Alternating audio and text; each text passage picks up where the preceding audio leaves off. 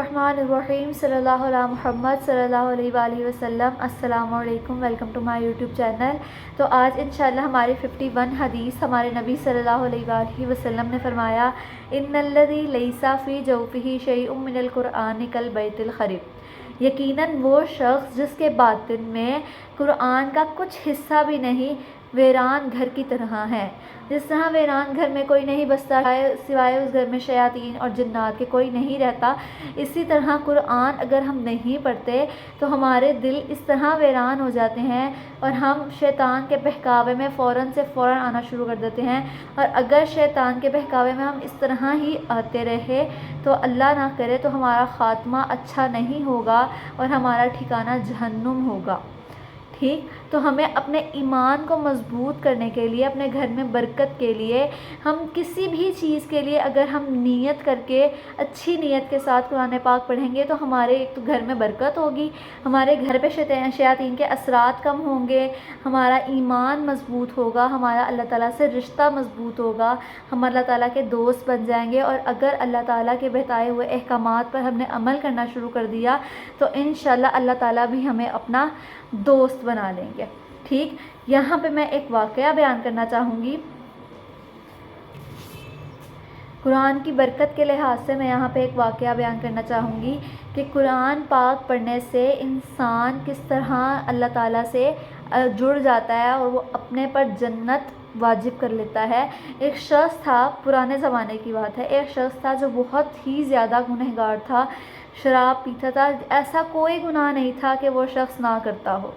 उसको कुरान पाक भी पढ़ना नहीं आता था, लेकिन जब उसकी डेथ हुई, उसको दफना दिया गया, एक शख्स थे जिन्होंने उनका नमाज जनाजा पढ़ाया और जब उनको दफन किया गया उनके जेब से उनका एक कार्ड अंदर गिर गया। तो जब उन्होंने वो निकालने के लिए कब्र खुदवाई तो देखा कि वो कब्र रोशन थी बहुत ज़्यादा। ठीक, तो उन्होंने पूछा कि उन लोगों को तजस्सुस हुआ कि ये तो इतना गुनहगार शख्स था, तो ये ऐसा कौन सा अमल करता था कि उसकी कब्र इतनी रोशन थी। तो वो उनके घर गया और जाके मालूमात ली कि ऐसा कौन सा अच्छा अमल था जो वो शख्स करता होता था।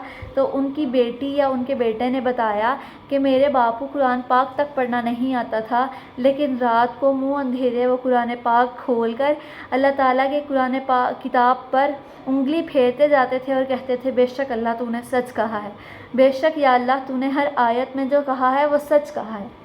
आपको कुरान पाक की बरकत और उस शख्स की नीयत आप देखें कि वो उसको पढ़ना भी नहीं आता था, लेकिन फिर भी वो शख्स अल्लाह ताला के साथ किस कदर दिल से अटैच था।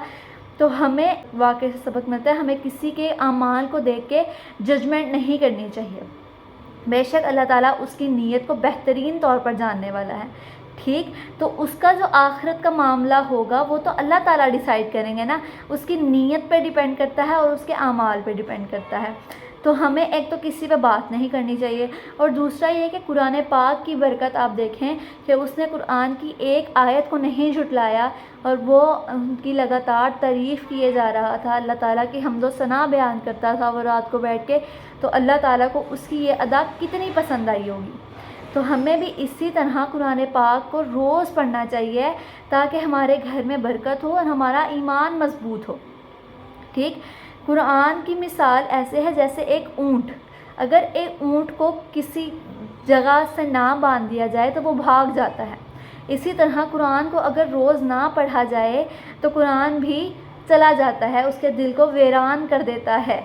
आपको एक अल्लाह ताला इतना बुलंद दर्जा देते हैं कि आपको अपनी किताब दी हुई है कि आप अल्लाह की किताब पढ़ते हो। ठीक, आपको सिखाई हुई है कि आप अल्लाह की किताब पढ़ सको, फिर आप उसको ना पढ़ो और भूल जाओ तो ये अल्लाह ताला की नाकदरी नहीं करते आप।